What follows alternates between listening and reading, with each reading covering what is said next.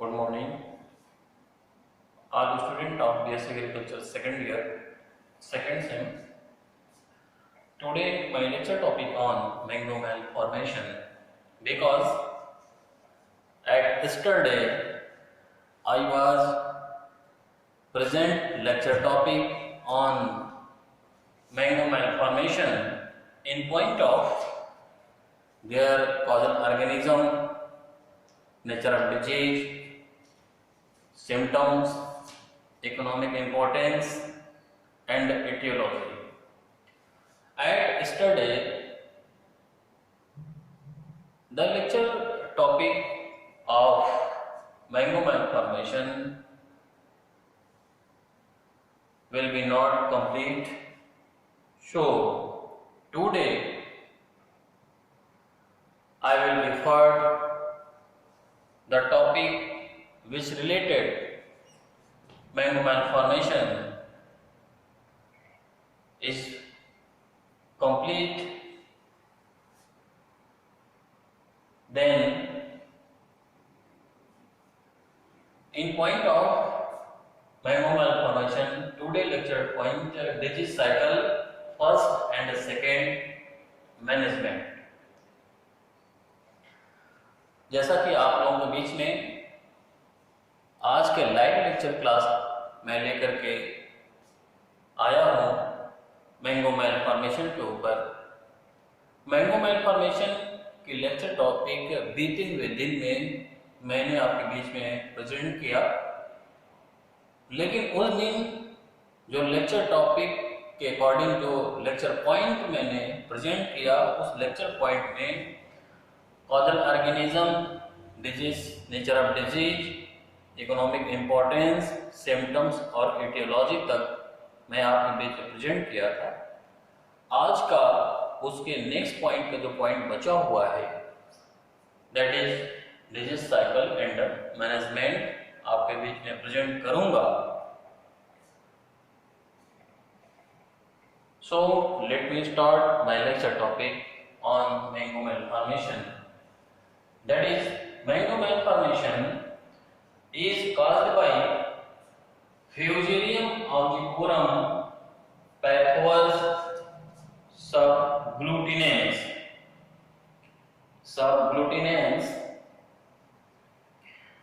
This is most important and a serious disease in case of mango.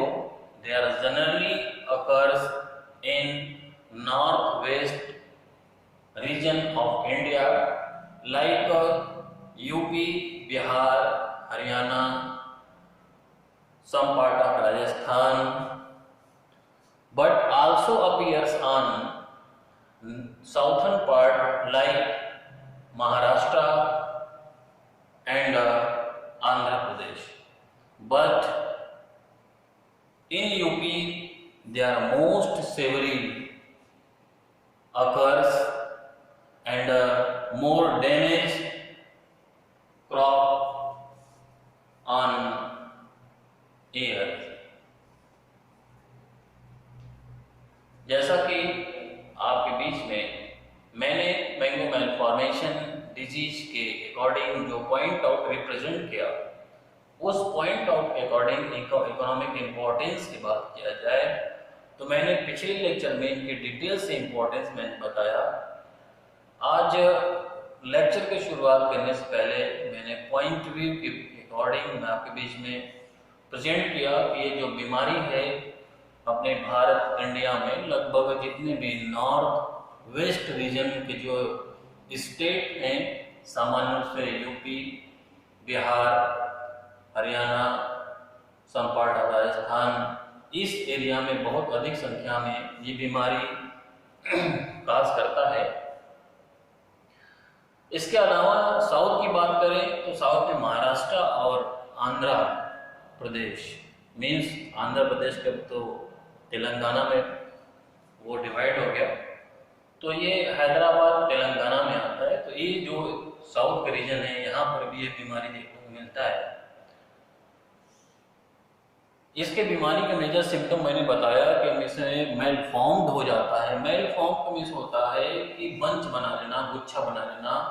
Of year में apex part में leaf का bunch बनना और on year में flower का बंच बनना, ये इसके मेजर दो सिम्टम के रूप में ये डिजीज डायग्नोस किए जाते हैं। और तमाम चीज मैंने आपके बीच प्रेजेंट किया। फ्यूजेरियम है तो फ्यूजेरियम डिट्रोमाइकोटिना फंगस है, तो डिट्रोमाइकोटिना सब स्टैंडर्ड पे जो इसके स्पेसिफिक कैरेक्टर्स हैं, सारे स्पेसिफिक कैरेक्टर्स आपको प्रेजेंट मैंने किया था। माइसीलियम सेप्टेट होते हैं, ब्रांच होते हैं, इंट्रासेलुलर रन करते हैं होस्ट पे। इरेक्ट जो है कि कोनोडियोफोर बनता है। कोनोडियोफोर के ऊपर दो प्रकार के कोनोडिया बनते हैं, माइक्रोकोनोडिया एंड माइक्रोकोनोडिया। जो माइक्रोकोनोडिया होता है वो बड़ा होता है, सिकल शेप्ड होता है, इंडोजली स्टिग्माटा पे बनते हैं। जो माइक्रोकोनोडिया होता है वो कंपैरिजन माइक्रो के छोटा होता है, स्फेरिकल ओब्लॉन्ग इलोंगेटेड होता है। इसमें क्लेमाइडोस्पोर बनता है। वही chlamydospore as a source of primary infectious inoculum के रूप में सॉइल के अंदर सर्वाइव रहता है। जैसा कि आज के लेक्चर टॉपिक में मेंस डिजीज साइकिल में हम आपके बीच में प्रेजेंट करेंगे। तो इसके स्पेसिफिक ये कैरेक्टर्स हैं इस डिजीज की बीमारी काज करने वाले पैथोजन के, मीन्स माइक्रो ऑर्गेनिज्म के। तो आज हम चर्चा कर रहे हैं डिजीज साइकिल के। तो डिजीज साइकिल के जो फर्स्ट प्राइमरी सर्वाइवल इनोकुलम के रूप में क्लेमाइडोस्पोर सॉइल के अंदर सर्वाइव रहता है as a source of primary inoculum के रूप में। देन सेकेंडरी सर्वाइवल इनोकुलम के रूप में कोनोडिया थ्रू विंड के द्वारा सेकेंडरी इन्फेक्शन होता है। लेकिन सेकेंडरी इन्फेक्शन इसमें रेयर केस में, फ्यूजेरियम के केस में सेकेंडरी इन्फेक्शन रेयर केस में पाया जाता है। लेकिन अगर पाया जाता है तो कोनोडिया के द्वारा होता है, और ये कोनोडिया विंड के द्वारा हेल्दी क्रॉप पे डिसेमिनेट होकर के पहुंचता है और जर्मिनेशन के बाद जर्मोट्यूब डेवलप करता है और इन्फेक्शन काज करता है। तो यहाँ से हम सबसे पहले समझेंगे disease cycle active phase and passive phase. Passive phase के अंतर्गत chlamydospore survive in soil as a source of primary inoculum. Means जो क्लेमाइडोस्पोर होता है सॉइल के अंदर प्राइमरी इनोकुलम के सोर्स के रूप में, स्रोत के रूप में सर्वाइव रहता है। इसके बाद जैसे ही होस्ट ऑन ईयर में आता है या एक्टिव होता है, एनवायरनमेंट इनके सुटेबल होता है, सुटेबल होते ही ये पैथोजन एक्टिव हो जाते हैं। एक्टिव होते ही फिर अगले स्टेज में होस्ट पर पहुंचते हैं। फिर इस क्लेमाइडोस्पोर जर्मिनेशन करता है, जर्मिनेशन के बाद से जर्मोट्यूब डेवलप करता है, फिर इन्फेक्शन काज करता है। इन्फेक्शन काज करते ही अगर ये ऑफ ईयर में इन्फेक्शन काज करेगा तो अपेक्स पार्ट का जो लीफ है वो लीफ बंच बना देगा। अगर ये ऑन ईयर में इन्फेक्शन काज करेगा तो जो फ्लावर्स हैं फ्लावर कॉम्पैक्ट बंच बना लेते हैं।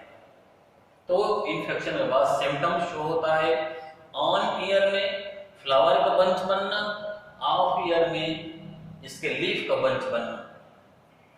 इसके बाद इन्फेक्शन, सक्सेसफुल इन्फेक्शन के बाद एसेक्सुअल रिप्रोडक्शन माइसीलियम बनता है। माइसीलियम के ऊपर रिसेप्टिव हाइफा मींस कोनोडियोफोर बनता है। कोनोडियोफोर के ऊपर फिर ये कोनोडिया बनता है। कोनोडिया फिर विंड के द्वारा हेल्दी होस्ट पे पहुंचता है। फिर उनका जर्मिनेशन होता है। जर्मिनेशन के बाद जर्मोट्यूब डेवलप करता है। फिर ये सेकेंडरी इन्फेक्शन काज करता है। ये सेकेंडरी इन्फेक्शन जब तक तीनों फैक्टर्स सुटेबल होते हैं तब तक ये काज करता रहता है। जैसे होस्ट और एनवायरनमेंट अनफेवरेबल स्टेज में आते हैं, ये क्या होता है, फिर माइसीलियम क्लेमाइडोस्पोर बनाता है और क्लेमाइडोस्पोर फिर क्या होता है सॉइल के अंदर गिर के as a source of primary inoculum के रूप में सर्वाइव कर जाता है। तो इस तरीके से इनका डिजीज साइकिल कंटिन्यू ऑपरेट होता रहता है। तो फर्स्ट क्लेमाइडोस्पोर जब इन्फेक्शन करता है जिसको प्राइमरी इन्फेक्शन साइकिल कहते हैं, इसके बाद सेकेंड जब कोनोडिया के द्वारा इन्फेक्शन होता है जिसको सेकेंडरी इन्फेक्शन काज करते हैं। और इस तरीके से इनका डिजीज साइकिल कंटिन्यू ऑपरेट होता रहता है। ऑफ ईयर में फिर माइसीलियम क्लेमाइडोस्पोर बना करके सॉइल के अंदर सर्वाइव कर जाता है। तो इस तरीके से इनका डिजीज साइकिल कंप्लीट हुआ। नेक्स्ट पॉइंट है मैनेजमेंट और कंट्रोल मेजर्स। कंट्रोल मेजर्स की बात करें तो पॉइंट पहले जो मेथड्स है वो मेथड है कल्चरल कंट्रोल मेजर।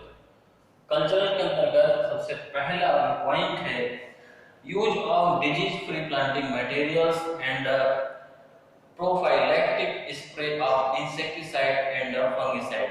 मींस सबसे पहले फिजिकल के अंतर्गत कल्चरल के अंतर्गत हम जो प्लांट प्रोपेगेटिंग मटेरियल्स होते हैं, चाहे वो सीड्स हो चाहे वो ट्रांसप्लांटिंग प्लांट्स हो, तो हेल्दी सीड्स या हेल्दी प्लांट का हम सिलेक्शन करते हैं टू द न्यू ऑर्चर्ड के लिए। नेक्स्ट, चूंकि इसमें वेक्टर भी इन्वॉल्व होता है एज इंसेक्ट के रूप में, तो इनिशियल प्रोटेक्शन को प्रोटेक्ट करने के लिए हम इनसे इंसेक्टिसाइड का भी अप्लाई करते हैं ताकि उसके वेक्टर प्रोटेक्ट हो जाएं। नेक्स्ट पॉइंट है use of pruning diseased part along with basal 15 to 20 centimeter apparently healthy portions। Means जो इन्फेक्टेड पार्ट है, फर्स्ट स्टार्टिंग में जो इन्फेक्शन हो जाता है तो इन्फेक्टेड पार्ट को प्रून करते हैं, प्रूनिंग करते हैं। प्रून मींस काट छाट होता है, काट छाट करके लगभग 15 से 20 सेंटीमीटर नीचे से लेकर के उसको काट करके बाहर निकाल देते हैं, ऑर्चर्ड से बाहर ले जाकर उसको डिस्ट्रॉय करते हैं, देन पेटिंग या बर्निंग जला देते हैं या तो गड्ढा बना के उसको दबा देते हैं। ये तो इसका 2 पॉइंट्स हो गया। Point number 3, use of sanitation in orchard like pruned and falling off plant debris should be removed and destroyed out of orchard।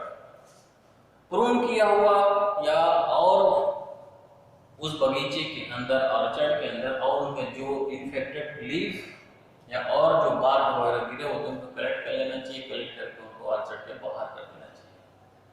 ये तो मेजर इनके कल्चरल कंट्रोल मेजर्स। लेकिन सेकेंड पॉइंट है method of chemical control measures. Point number first, use of spray with captan at the rate of 0.2% और benomyl at the rate of 0.1%। Infection के बाद हम इसमें केमिकल स्प्रे करते हैं और इसमें कैप्टॉन 0.2% के हिसाब से हम जितना भी मेरा हेक्टेयर एरिया होता है ऑर्चर्ड का, उसका कैलकुलेशन 0.2 के हिसाब से आप निकाल करके कैप्टॉन स्प्रे करेंगे। अगर कैप्टॉन नहीं है तो बेनोमिल है, बेनोमिल के साथ 0.1% के हिसाब से बेनोमिल का स्प्रे करते हैं।